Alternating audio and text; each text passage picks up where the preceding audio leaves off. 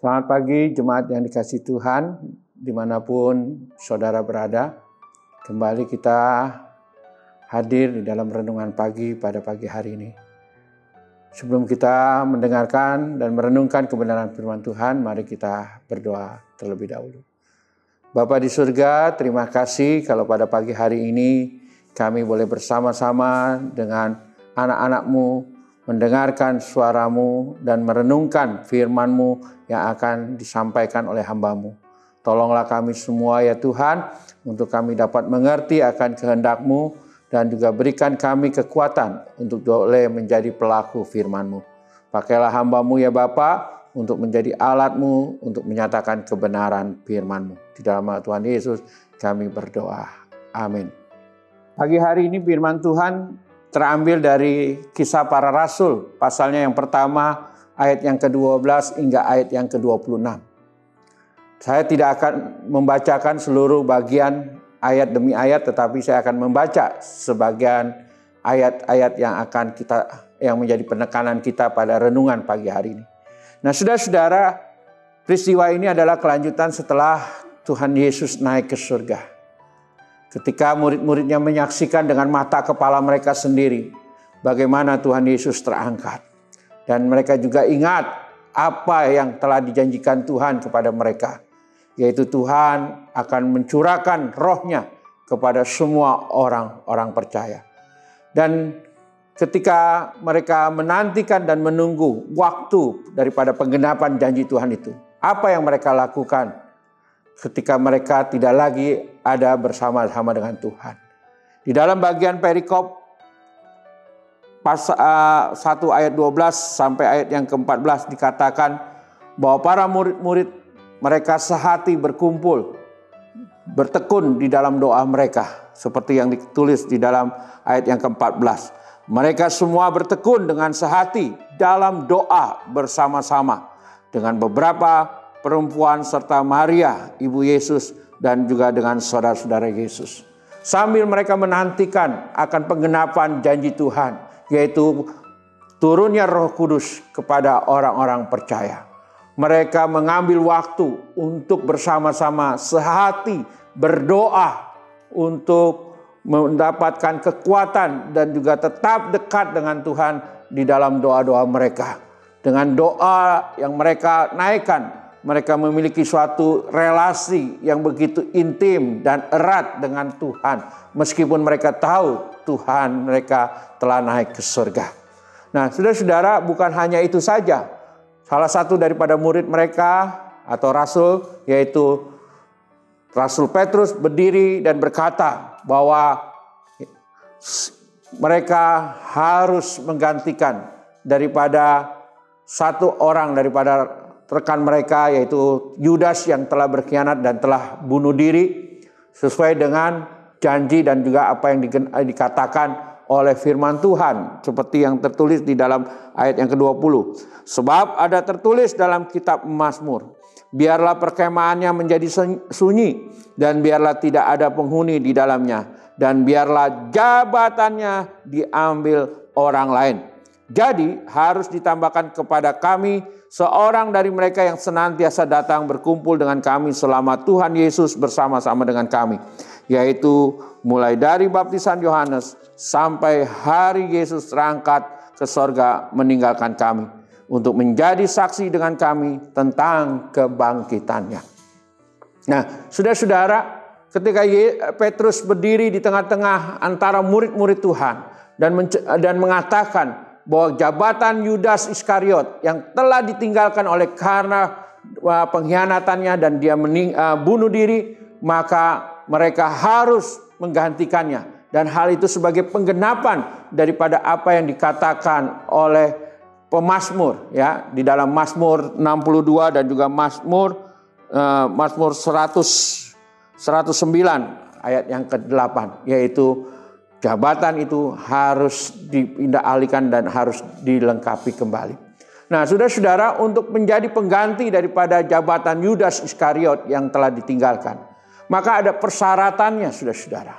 Yang pertama dikatakan, ya, ayatnya yang ke-21, yaitu mereka yang senantiasa datang berkumpul dengan kami selama Tuhan Yesus bersama-sama dengan kami.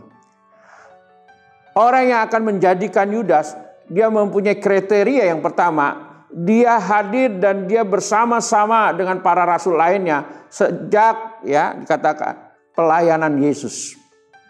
Sampai dikatakan juga Yesus naik ke surga.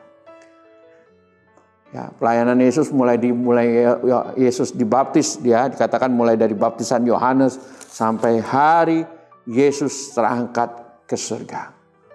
Untuk apa saudara-saudara? Untuk menjadi saksi dengan kami tentang kebangkitannya. 3 kriteria inilah yang harus dimiliki oleh mereka yang akan mengambil jabatan daripada kerasulan Yudas Iskariot. Mereka harus bersama-sama dengan para rasul dan juga bersama-sama dengan Tuhan Yesus sejak mulai baptisan Yohanes sampai Yesus terus terangkat. Yang kedua juga dikatakan mereka juga harus menjadi saksi untuk memberitakan berita kebangkitan Tuhan.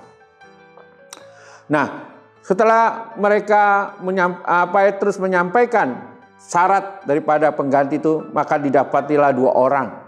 Yaitu yang pertama dikatakan bernama, saudara-saudara, ayat yang ke-20, lalu mereka mengusulkan 2 orang, Yusuf yang disebut Barsabas dan yang juga yang bernama Justus dan Matias. Ya, ada 2 orang yaitu Yusuf alias juga Barsabas alias juga Justus dan 1 orang lagi Matias. Mereka ini sudah memiliki kriteria seperti apa yang dikatakan oleh Petrus, yaitu mereka bersama-sama dengan mereka sejak pelayanan Yesus, yaitu mulai Yesus dibaptis oleh Yohanes sampai Yesus naik ke surga. Dan mereka juga siap untuk menjadi saksi untuk memberitakan berita kebangkitan Tuhan. Dan dari 2 orang ini ternyata saudara-saudara mereka mengundi, terpilihlah Matias. Ya, saudara-saudara, sehingga Matias menjadi rasul yang untuk menggantikan Yudas yang telah terhilang itu. Nah, saudara-saudara, apa yang kita dapat dari kebenaran firman Tuhan ini di dalam kita memperingati penantian kedatangan Roh Kudus atau memperingati hari Pentakosta, sehingga kita sebagai orang percaya apa yang harusnya kita lakukan. Banyak gereja yang mengadakan 10 hari doa puasa, 10 hari doa semalam suntuk atau 10 hari berdoa. Karena mereka melihat apa yang dilakukan oleh para rasul ketika mereka menantikan hari turunnya Roh Kudus, yaitu mereka berdoa. Doa itu penting saudara-saudara bagi kita sebagai orang percaya. Bahkan Martin Luther mengatakan bahwa doa itu adalah nafas hidup orang percaya. Doa adalah kekuatan bagi kita.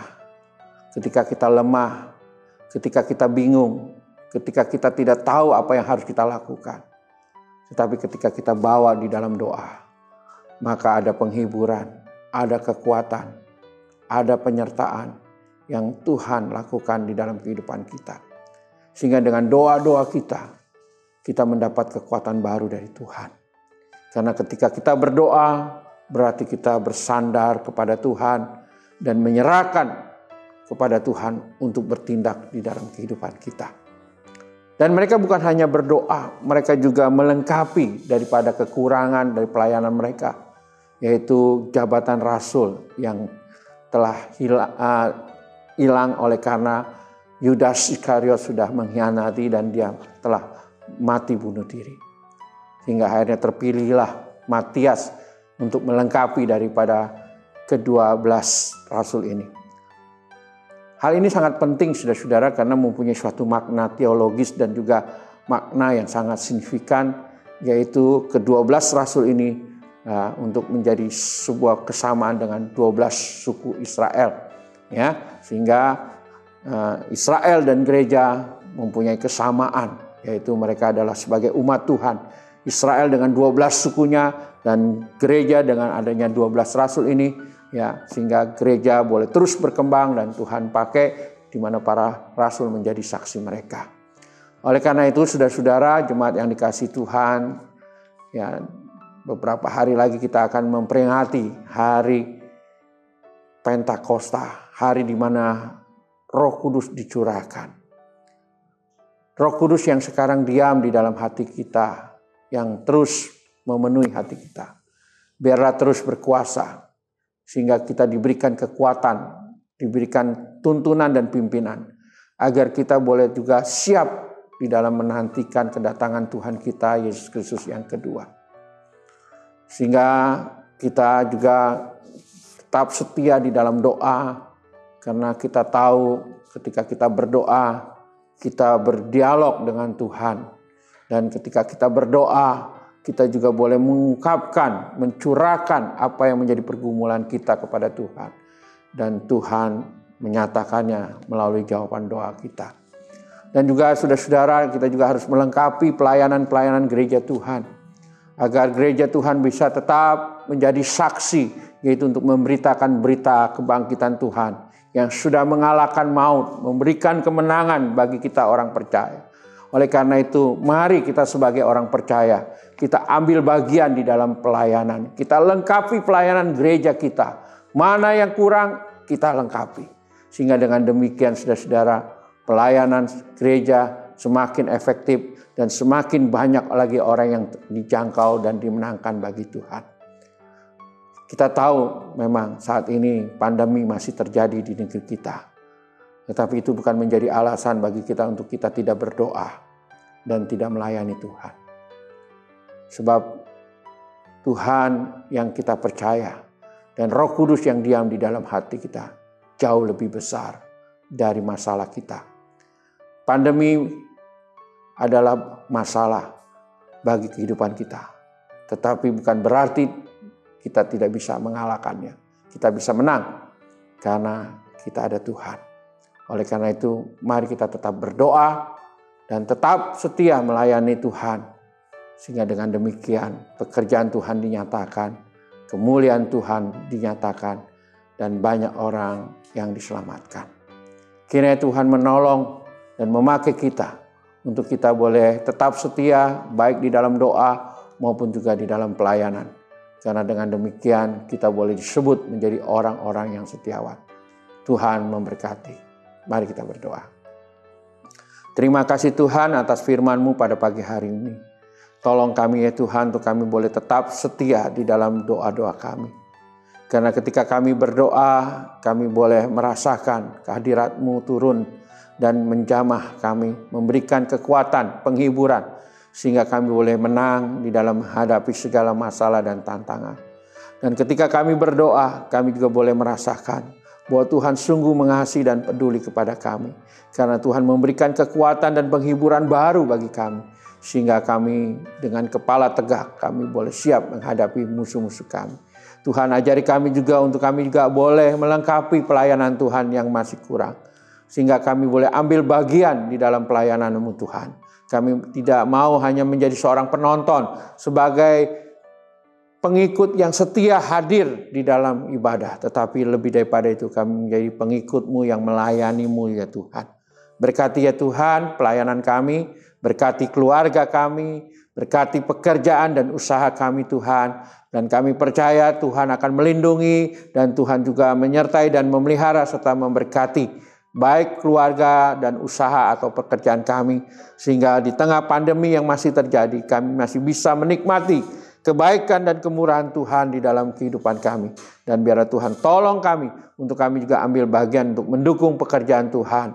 Sehingga gereja Tuhan boleh tetap terus maju dan pelayanan gereja Tuhan boleh tetap berjalan dengan baik. Demi Kristus Yesus Tuhan kami berdoa dan bersyukur. Amin. Selamat pagi jemaat yang dikasihi Tuhan, selamat bekerja, jaga kesehatan dan tetap berdoa. Amin.